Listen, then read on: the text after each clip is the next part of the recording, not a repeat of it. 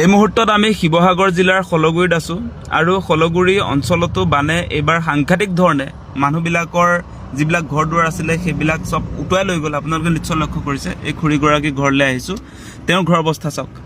তেওঁৰ ঘৰ কি পৰিৱেশ এই মুহূৰ্তত আপোনালোকে নিশ্চয় কেমেৰাত দেখিবলৈ পাইছে যে তেওঁলোকৰ বানপানীৰ পাছত এইটো অৱস্থা। তেওঁলোকৰ যিবিলাক আচবাব আছিল অৱশিষ্ট সেই আচবাববিলাকৰ অৱস্থা চাওক যে গোটেই তেওঁলোকৰ আসলতে যিমান খা সম্পত্তি আছিল গোটেইবিলাক পানীত উটি গ'ল। তাৰ পাছত যিখিনি আছেগৈ সেইখিনিৰ অৱস্থা এনেকুৱা। আৰু চাওক এই ল'ৰাটোলৈ মন কৰক, এই ল'ৰাটোৰ গাত কাপোৰ নাই, তাৰ এতিয়া পিন্ধিবলৈও কাপোৰ এযোৰ নাই। গতিকে আমি কাপোৰৰ ব্যৱস্থা কৰিম। তাৰ পাছত তেওঁলোকৰ ঘৰ অৱস্থাটোকে আপোনালোকক দেখুৱাব খুজিছোঁ। আমি আসলতে আজি কিছু সাহায্য লৈ তেওঁলোকৰ ঘৰলৈ আহিছোঁই আৰু যিখিনি পাৰিছোঁ সেইখিনি দিবলৈ চেষ্টা কৰিছোঁ।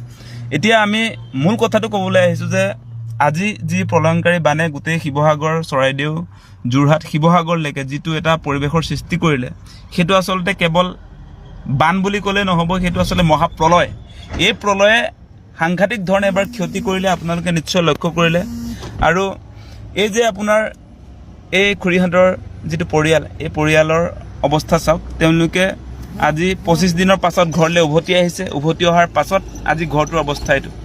এই ঘৰটোত কোনো কাৰণতে মানুহে আচলতে পুনৰ বসবাস কৰিব পৰা কোনো ধৰণৰ আচলতে পৰিৱেশ আমি দেখা নাই। ঘৰৰ যিবিলাক আচবাব আছিলে চাওক কেনেকৈ আচলতে চেদেলি ভেদেলি হৈ পৰি আছে।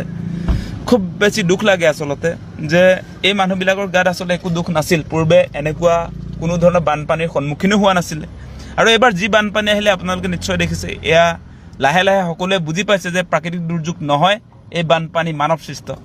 একাংশ মাফিয়াৰ যি কয়লা খনন, সমান্তৰালভাৱে যি শিলৰ খনন আপোনাৰ বিহুবৰ অঞ্চলত বা নাগিনীমৰা বা নাগালেণ্ডত যি ধৰণৰ কয়লা খনন, তাৰ পৰিণতিতে আজি শিৱসাগৰ, চৰাইদেউ, যোৰহাটলৈকে যি ধৰণে আচলতে মানুহবিলাকৰ অৱস্থা কৰি পেলালে আপোনালোকে নিশ্চয় লক্ষ্য কৰিছে। এই খুৰীগৰাকীৰো আচলতে তেওঁলোকৰ ঘৰৰ ভঁৰাল আছিলে, সেই ভঁৰাল আজি নাই, পানীত উটি গ'ল। তেওঁলোকৰ পুখুৰীত মাছ আছিলে, সেই মাছো আজি নাই, সকলোবিলাক পানীত গুচি গৈছে।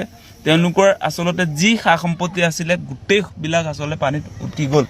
এতিয়া তেওঁলোকৰ অৱস্থা এইটো যে তেওঁলোকৰ পৰিয়ালটো একেবাৰে শেষ হৈ গৈছে, একোৱেই নাথাকিল ঘৰত। আজি তেওঁলোকে ঘৰলৈ উভতি আহি দেখিছে যে যি ধৰণে আচলতে তেওঁলোকৰ ঘৰৰ অৱস্থা, এই অৱস্থাটো দেখিলেই আপোনালোকৰ নিশ্চয় উপলব্ধি কৰিব পাৰিছে যে যাৰ ঘৰ তেওঁহে আচল কথাটো, আচল বেদনা, আচল যি দুখ, সেই দুখ তেওঁহে উপলব্ধি কৰিব পাৰিব। গতিকে দূৰৰ পৰা চাই হয়তো বহু মানুহে এই মানুহবিলাকৰ বেদনা বুজি নুঠিব, কিন্তু এই মানুহবিলাকক এতিয়া আমাৰ সহায়ৰ প্ৰয়োজন আছে। চৰকাৰৰ ফালৰ পৰা যি আচলতে আৰ্থিক অনুদান 15,000 টকা দিছে, সেই 15,000 টকাৰ আৰ্থিক অনুদান কোনো কাৰণতে পৰ্যাপ্ত নহয়।